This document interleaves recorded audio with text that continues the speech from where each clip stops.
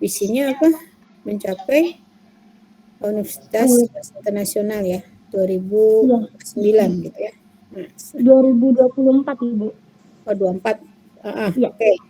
2024 Asia kan atau internasional? Saya lupa. Internasional Ibu. Ya. Nah, itu jadi punya visi. Misinya juga harus ada ya. Bagaimana suatu perusahaan, kita juga termasuk perusahaan, tapi perusahaan pendidikan yang di naungan pemerintah gitu ya. Nah, baik. Visi adalah tujuan, masa depan, cita-cita, hal yang ingin dilakukan. Jadi hal yang ingin nanti tercapai, ingin apa nih gitu kan, tadi ingin mencapai menjadi kelas dunia, kelas internasional gitu ya, berpenting kelas internasional. Nah itu punya visi, vision gitu ya. Misi adalah langkah atau bentuk atau cara bagaimana untuk mewujudkan ya. Jadi kalau visi pasti ada satu, kalau misi ada beberapa ya, 1, 2, 3. Jadi langkah-langkahnya apa untuk menuju ke sana ya. Nah, visi terdiri dari beberapa kalimat atau pernyataan, biasanya satu deret kalimat atau poin yang jelas, padat, dan mewakili segalanya. Itu visi. Pengertian visi dan misi merupakan dua hal yang berbeda. Ya. Visi adalah serangkaian kata yang menunjukkan impian. Kamu boleh memimpi, boleh, mimpilah sebanyak mungkin. Ya. Bukan berarti tidurlah sebanyak mungkin, bukan. Mimpi artinya dalam tidur kan. Nah, tapi punya keinginan, punya cita-cita, punya mimpi yang baik gitu ya, impian. Atau nilai inti sebuah organisasi, perusahaan atau instansi. Visi merupakan tujuan masa depan sebuah instansi, organisasi atau perusahaan. Visi juga adalah pikiran-pikiran yang ada dalam benak para pendiri. Pikiran-pikiran tersebut adalah gambaran tentang masa depan yang ingin dicapai. Ya, jadi visi itu tidak bisa tiba-tiba, bisa seseorang, oh saya mau visinya begini, langsung enggak. Visi itu prosesnya lama, ya seperti PNJ itu visinya tuh banyak berapa lama gitu ya untuk mewujudkan visi itu. Dari segi redaksinya, kalimatnya, dari segi kontennya, nah itu dibicarakan oleh senat, oleh setiap jurusan, ini duduk bareng ya, dan tidak 1 kali 2 kali tidak go langsung, tidak.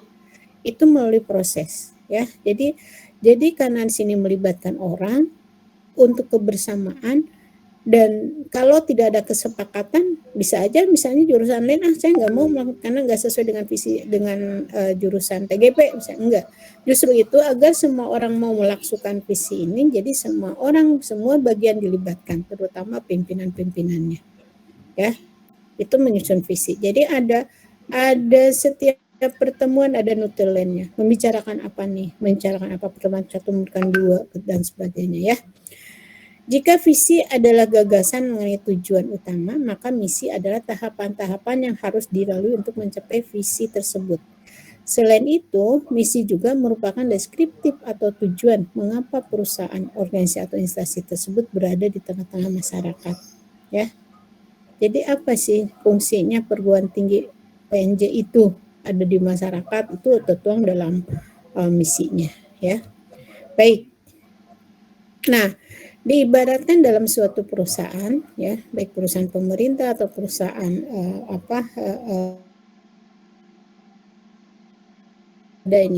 ada visi, ada misi, ada rancangan kerja, ada sumber daya dan modal manusia, ada keterampilan profesional, motivasi dan insentif, dan maka perusahaan akan melakukan pengembangan, perubahan, dan keberhasilan.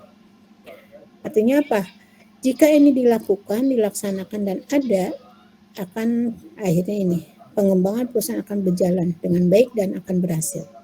Visinya jelas, misinya dilaksanakan, rancangan kerjanya ada. Rancangan kerja itu tahap-tahap gitu ya, kayak repelita untuk mencapai misi ini gitu ya. Rancangannya tahap-tahapan untuk ke visi tapi melalui misi ya.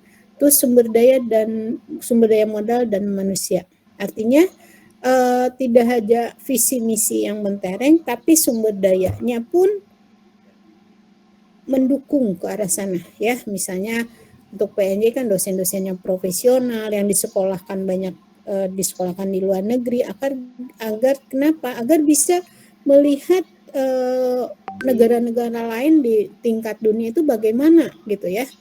Perkembangannya bagaimana dengan sistem ataupun cara dan teknologi atau penggunaan dan sebagainya dalam hal pengajian ya. Nah ini sumber daya dan modal harus ada. Terus keterampilan profesional dalam artian karyawan-karyawannya harus mempunyai keterampilan yang profesional ya. Misalnya TGP atau PNJ harus mempunyai dosen-dosen yang profesional. Tadi salah satu syaratnya apa? Bersertifikat gitu ya. Bersertifikat. Nah, kalau ada teknisi misalnya dari perusahaan walaupun misalnya seperti Pak Nestor ya. Pak Nestor sebenarnya itu sarjana muda. Tapi melihat kemampuan, pengalaman dan lain-lainnya di perusahaan cukup besar dan dia mampu sehingga dia di RPL-kan. RPL itu artinya disetarakan gitu ya, disetarakan dengan S2 sehingga dia bisa mengajar. Ya, ada surat keterangannya bahwa Pak Nestor sudah intinya gini ya, udah setara dengan S2 sehingga bisa mengajar dengan keterampilan dan kemampuan ini gitu ya. Itu. Terus juga selain mempunyai sumber daya alam ada dan manusia, modal dan manusia ada, terus keterampilannya sumber daya manusia itu memiliki keterampilan yang profesional dan juga ada motivasi dan insentif ya. Artinya apa? Dosen dulu di zaman tahun berapa ya, pokoknya 2010 lah atau 2005 itu nggak harus S2 dulu ya. Kalau UI karena akademik dia harus S2, S2, S2, S3 gitu. Nah, dulu PNJ enggak, cukup S1 karena ngajar D3 gitu ya. Nah, tapi dengan adanya perubahan-perubahan SK Mendikbud dan sebagainya, jadi dituntut namanya dosen itu minimal S2. Otomatis kita yang S1 bagaimana nih harus kuliah, harus sekolah gitu ya. Terus PNJ juga memberikan motivasi mau beasiswa atau mau beri kemudahan-kemudahan lah artinya ya. Nah, memberikan motivasi gitu dan juga insentif. Insentif artinya kita bekerja di PNJ, kita ngajar, kita memajukan PNJ gitu ya, atau kata lain dengan perusahaan, kita ada insentif ya. Misalnya ada uang profesi dosen, misalnya serdos gitu ya, sertifikasi dosen dengan bukti bahwa setiap semester saya melaporkan saya ngajar apa, saya ikut kegiatan apa, saya penelitiannya apa, pengabdiannya harus terlibat, saya terlibat di panitia apa gitu ya, sehingga kalau terpenuhi maka uang serdosnya itu bisa turun. Tapi kalau tidak terpenuhi sebagai dosennya tidak memenuhi sehingga tidak dapat insentif gitu ya. Nah, jika hal ini berjalan dengan baik dan sesuai dengan rencana gitu ya, rencana si perusahaan, maka pengembangan perubahan akan terus berjalan dan akan berhasil. Ya, akan rasa keberhasilan. Oke. Di sini paham sampai sini? Paham, Bu. Paham ya, ada visi, misi. Nah, sekarang yang kedua. Yang kedua ini bagaimana kalau tidak ada visi? Ya. Misi ada. Jadi masing-masing nih tiap bagian kok visinya nggak ada. Jadi nggak ada kesepakatan antar tiap bagian untuk visinya apa nih? Nggak ada. Kalau tadi kan kita setiap jurusan, setiap bagian, setiap pimpinan membicarakan, merumuskan visi. Visi kita itu harus apa? Kita harus capai bareng bersama-sama gitu ya. Nah, sini misalnya suatu perusahaan tidak punya visi. Misi ada. Nah, misinya dari mana? Misinya mungkin di setiap orang punya pendapat ini, tapi visinya nggak ada atau beda-beda gitu ya. Atau tidak jelas. Nah, rancangan kerja ada. Rancangan kerjanya ada. Saya tiap bagian rencana kerjanya ada ini gitu ya. Terus sumber daya modal dan perusahaan ada, sumber dayanya punya, manusianya sumber daya modal punya, fasilitas, infrastruktur dan sebagainya punya, misalnya sumber daya manusia juga banyak misalnya. Keterampilan profesinya banyak ya, kemampuan yang profesional di situ banyak, motivasi di insentif ada. Nah, tapi kalau tidak punya misi, pengembangannya tanpa arah. Artinya dia perusahaan itu berkembang tapi nggak jelas gitu, nggak tahu arahnya kemana karena tidak punya visi, gitu ya. Nah, terus saya agak kebut nih. Yang ketiga visi punya tapi misi tidak ada. Artinya untuk langkah-langkah mencapai visi itu tidak jelas, tidak ada. Rancangan kerja ada. Nah, rancangan kerja ini kan berarti nggak ada putus gitu ya, sesuatu ada hal yang putus kalau tidak ada misi. Tidak ada visi, tidak ada misi. Tiba-tiba visi nggak mungkin. Itu ya, sumber daya modal dan misi ada, keterampilan profesional ada, motivasi dan insentif ada, maka pengembangannya akan tersendat-sendat. Kenapa? Arahnya ada tujuannya, tapi mau jalan kemana ini? Bingung, jalannya pakai apa? Dengan program kerja yang sudah ada, ini disampaikannya kemana? Gitu ya. Misalnya kita tujuan ke Bandung, ya tujuan ke Bandung ada misalnya kita nih teman-teman lagi piknik nih mau ke Bandung, tapi di situ tujuannya ke Bandung, tapi misi itu jalan untuk mengarah Bandung berbeda-beda. Ya, walaupun misalnya supirnya hebat-hebat nih, misalnya sumber daya manusia dan modalnya itu supirnya hebat-hebat nih. Ada yang jalan lewat puncak, ada yang saya mau lewat Jonggol, ada yang lewat Jonggol, ada yang lewat apalagi Purwakarta, misalnya ada yang lewat tol, nah itu kan karena apa? Karena misinya beda-beda. Jalan untuk menuju Bandung itu beda-beda, ya. Itu juga kurang benar ya. Walaupun rancangannya bagus, sumber daya modal dan manusianya ada, tadi ya, misalnya mobilnya ada, supirnya ada, penumpangnya ada, gitu. Terus keterampilan profesional, nah supirnya bagus-bagus, gitu ya, misalnya terampil dan nah motivasi dan saya mau ke Bandung karena pengen lihat Bandung gitu ya, atau gimana lah insentif ada nih kasih uang saku misalnya gitu. Nah, kalau tidak ada misi tadi apa? Pengembangan tersendat-sendat, artinya apa?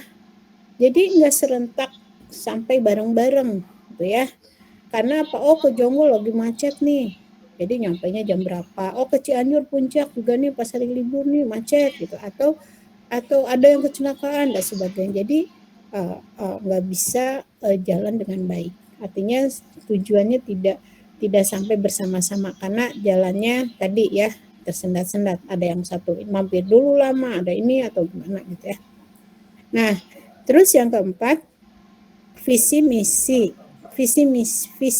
punya, misi punya, rancangan kerja enggak. Artinya program kerja dia enggak ada atau ngawur ya. Walaupun sumber daya modal dan manusia ada, keterampilan profesionalnya ada, motivasi insentif disediakan. Nah, di sini jadi tidak efektif, akan terjadi pemborosan. Karena apa? Karena rencana kerja atau rencana program atau rencana kerja tidak ada. Jadi istilahnya dia coba-coba gitu, coba-coba ini dia nih, coba-coba ini rencana ininya program kerja ini coba program kerja. Nah, jadi ya tidak efektif gitu ya, akan pemborosan karena tidak ada rancangan kerja, tidak ada rencana kerjanya bagaimana ya. Terus yang kelima, visi punya, misi punya, rancangan kerja ada, tapi tidak sumber daya manusianya tidak ada atau sedikit atau kurang ya. Keterampilan profesionalnya ada, motivasi dan insentif ada ya, apa adanya frustasi. Jadi visi ada bagus, misi ada rancangan kerja, tapi sumber daya modal dan manusianya misalnya tidak memenuhi atau tidak sesuai dengan yang diharapkan atau keterampilannya kurang gitu ya, atau sedikit gitu, sehingga nah keterampilan profesional ada orang sedikit tapi dia profesional tapi kurang gitu ya, karena apa? Sumber daya modalnya misalnya modal untuk fasilitas dan sebagainya tidak ada ya.